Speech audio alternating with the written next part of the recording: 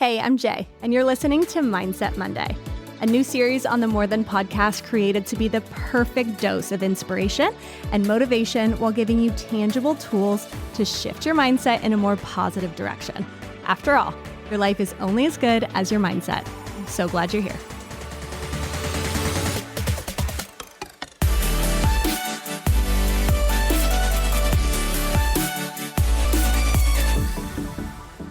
What's up, fam? Happy Monday, or whenever you're tuning in to this episode. I'm willing to bet that as you're listening right now, there is a decision that you need to make in your life that you're being held back because of fear. Fear is a universal feeling that every single one of us have experienced. And unfortunately, it has held so many of us back from actually creating lives that we love because fear is so powerful. So today I want to dive into the topic of fear, but since we only have 20 minutes together, I'm going to talk about fear just when it comes to making decisions. I'm framing this entire conversation around the quote, "Feel the fear and do it anyways." Now, I acknowledge it is so much easier said than done, but I want to give you 3 tangible things that you can do today to work through some of that fear so that it doesn't have so much power over you when it comes to making decisions. Now, I don't know what decision you need to make. Maybe it's quitting your job. Maybe it's applying for a new job, even if you don't feel qualified for it. Maybe it's leaving a relationship. Maybe it's putting yourself back out there to be in a relationship. Maybe it's turning your side hustle into a full-time business. I don't know what the decision is for you, but I do know that fear can get in the way of you actually making the decision that you know in your heart, in your gut, is the right decision for you. Now, I'll be honest, I had a completely different topic in mind for today's Mindset Monday that I was excited to talk to you guys about, but I had something happen in my personal life last night where I was talking to somebody that's very close to me and has been going through a really difficult time. And there's such a big decision that they need to make in their life that only they can make, but they're held back because of fear. And it really got me thinking about how powerful fear truly is. And we all have varying degrees of this, right? Our decisions are all very different. But I realized one of the most powerful things you can do is support the people around you to make decisions that are hard to ultimately make their lives that much easier. So I wanted to bring this topic to you guys today because I love all of you and I want you to be able to implement these 3 tools because I want you to live a big life that you absolutely love. And unfortunately, fear makes a lot of us stuck. Now, I first want to say that whatever fear that you're facing right now, it's totally valid. That is your fear. That is your reality. My goal is just to give you tools to be able to work through it, not to try and diminish what you're facing. There's a lot of research that will say that fear is made up, that fear is not real. And I wholeheartedly disagree with that because I don't know about you, but when I am feeling fear, I have physical symptoms. I suddenly hate flying. And every time that I'm getting ready to go get on a plane, there is some real feelings of fear there. And I have a pit in my stomach. My heart is racing. I have to pee a million times. There are physical symptoms there. But when I was thinking about that today, I realized I also feel similar feelings when I'm excited. When I got into the studio to record this episode today, suddenly I had to pee a bunch of times before I record, and I have butterflies in my stomach. And I quickly researched, why is that? Because I have similar physical symptoms, but they're different. And I realized it's because we have the stress hormone cortisol and adrenaline that starts pumping through your veins when your brain tells your body that you're experiencing a certain emotion. So in this case, when I'm experiencing excitement, it acts like butterflies in my stomach. Whereas when I tell myself I'm experiencing fear, it acts like a pit in my stomach. That mind-body connection is really powerful. And it got me thinking, if we can shift our mindset, if we can shift our thoughts and our relationship with how we view fear, could we ultimately change our life? The answer is yes. So I don't think that fear is made up. However, I do think fear is fiction. And I say that because life is less about what happens to us and more about how we perceive what happens to us. It is the story that we tell ourselves. And if you can change the narrative that you're telling yourself, your story changes. So let's rewire and rethink the way that we view fear and the power that we are giving to fear. And one of the ways that you can do that is to look at past experiences. Your experiences shape your perspective. There's things that happened to you, that happened to me a long time ago that have stuck with us. They stick in our subconscious, and it pops up anytime we feel feelings of fear, of rejection, of pain, of any of these difficult feelings that often are associated with fear. I'm going to give you a very vulnerable but real example of how I've seen this play out throughout my life. So when I was a kid, I was diagnosed with ADHD and dyslexia. And I didn't realize how bad it was until I was in middle school. And my teacher used to do this thing called popcorn reading. I don't know if your teachers did that, but I used to freaking hate it. They would just select a random student and you would read a chapter or a page or whatever, and then she'd pick another student and you'd move on. For most people, they didn't seem to have a problem with this, but I remember the first time I was called on, I went to read the page out loud and I started stumbling over my words. If you don't have dyslexia or don't know anybody that does have dyslexia, the words really get just scrambled around.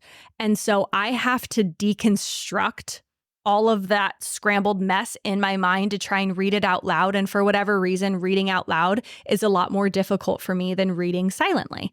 So I'm seeing a bunch of words on this page. They're all getting all mixed together.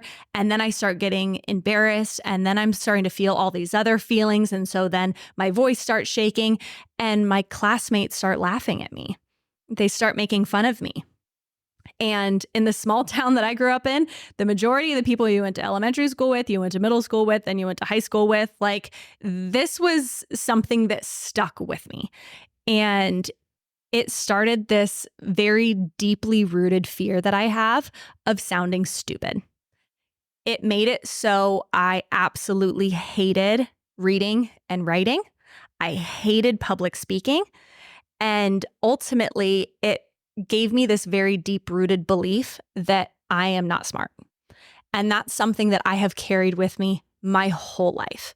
And I've seen it play out in so many different situations. And whenever there's been a negative situation that validates that belief becomes so much stronger. And it's like, yep, oh, I knew I wasn't smart. That reinforces it. So this has been at play for many, many years. I want to fast forward to when I'm 26 years old, living in New York. I had just had this idea of coming up with More Than. Fear held me back from launching More Than for a very long time.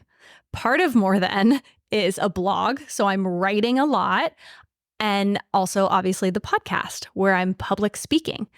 And the idea of talking or writing or exposing myself, not being an expert in an area and making myself vulnerable to the opinions of other people and potentially being made fun of was such an overwhelming fear for me that it held me back. It made me not want to start in the first place. Fast forward again, I launched More Than far before I was ready. I decided to feel the fear and do it anyways. And I remember the feeling right after I launched of just taking a deep breath and being like, that wasn't so bad.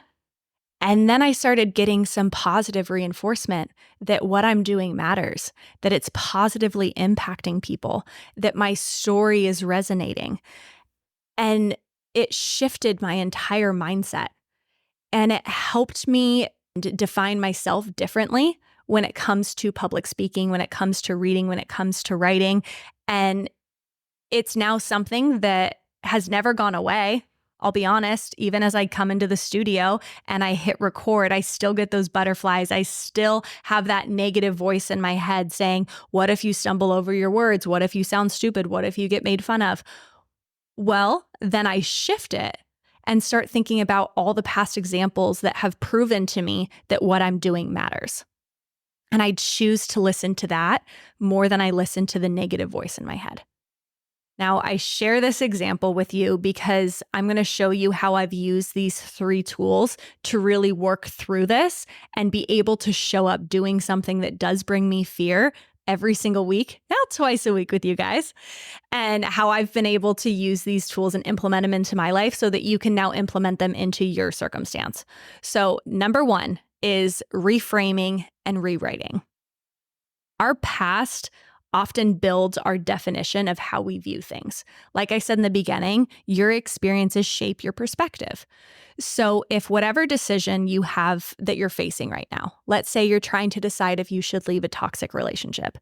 Well, if in the past you haven't been in healthy relationships, then you might be telling yourself, well, this is normal. Maybe this is even better than what I experienced before, so I should just stay in it.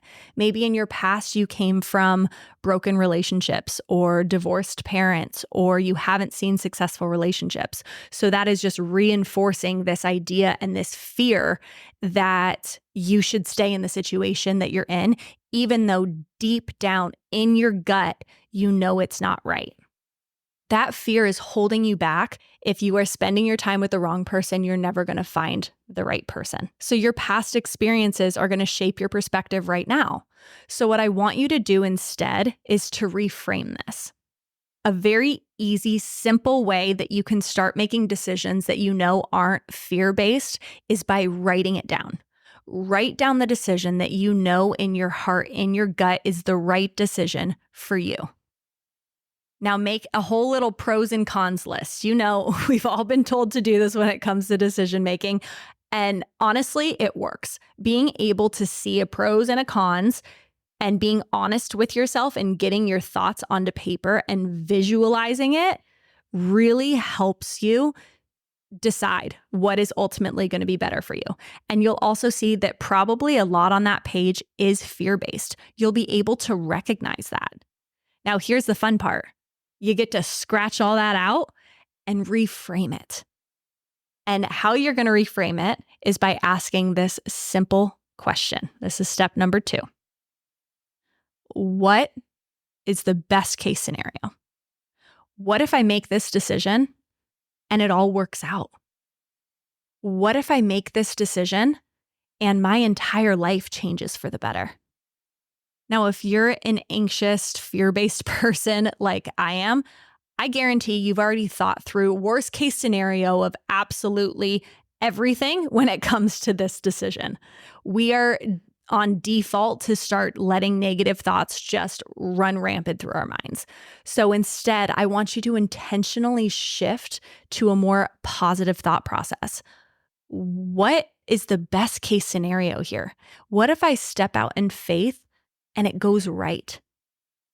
Once you have that positive reference point, it gets a lot easier to make a decision because let's face it, a lot of the times when we're making painful decisions, especially, we don't get any instant gratification right after. It can be hard before we make the decision, while we're making this decision, and after.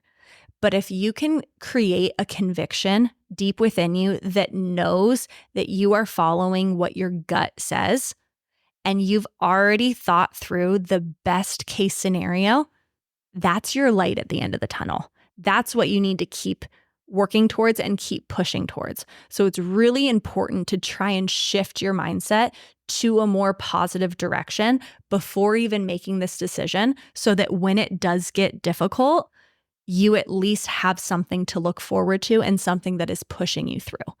That leads me to number 3, accountability. We are created for community. We're supposed to be surrounded by other people that can speak life into us, that can speak encouragement into us. And so many of us deal with these difficult decisions or even easier decisions alone. And we're just thinking through them without the opinions of anybody else. Or maybe you do the direct opposite and you tell everybody everything that's going through your mind and you're only trying to make decisions based off of what other people want for you. So I don't want you to do either one of these extremes. Instead, I want you to go to somebody that you trust that you respect and have them hold you accountable when it comes to making this decision.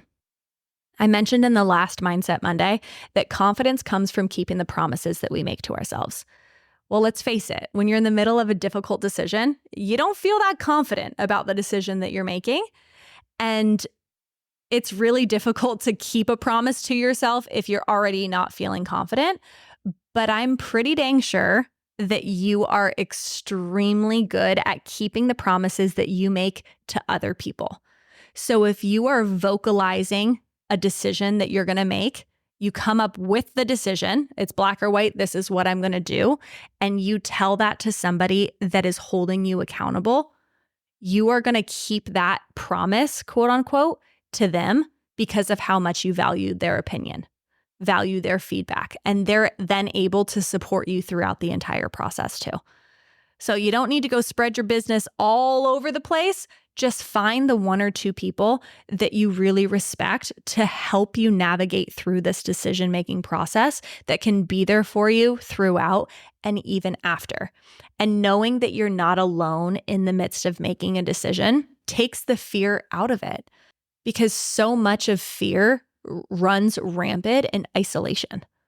And that's why if you are just allowing this fear to take control of your mindset, you are going to be paralyzed. You're not going to be able to put one foot in front of the other because that fear is going to become so much bigger because your mind is making it bigger.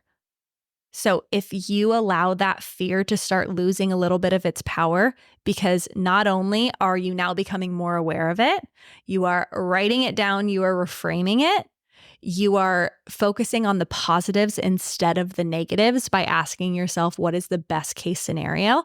And you're also holding yourself accountable by telling somebody that you greatly respect. 3 simple things that you can do for small scale decisions or also major life decisions. Now, like I said in the beginning, your fear is valid, and I am not trying to discredit anything that you're going through right now, but I also want to empower you that you are capable of making hard decisions. You're capable of doing hard things. The people that are able to master hard decisions have an easier life. It's the people that don't make hard decisions. They make the easy decisions that are just convenient, that are right in front of them, are the ones that end up having a more difficult life because they're not living lives that they're proud of, that they actually love. They're being held back. I don't want that for you. And I know that you don't want that for you either. So I want you to feel the fear, and I want you to do the damn thing anyways. Don't allow fear to have any more power over you. Don't allow it to take any more control over your life. If you have a decision that you know in your heart and in your gut is the right decision, but that fear is getting really, really loud, you most likely are on the right track. You can do hard things. We can do hard things. So feel that fear, do it anyways, apply these 3 takeaways, and I promise your decision-making process will get so much easier. If this episode made an impact on you, share it with somebody or share it on social media. I absolutely love connecting with you guys online, and make sure that you are following the More Than Show on Spotify and Apple so you never miss any of our episode drops. And if you haven't already, take a second to rate and review the show. It helps us grow and continue bringing you amazing free content. I love you guys. Thank you for being here, and I will see you next week.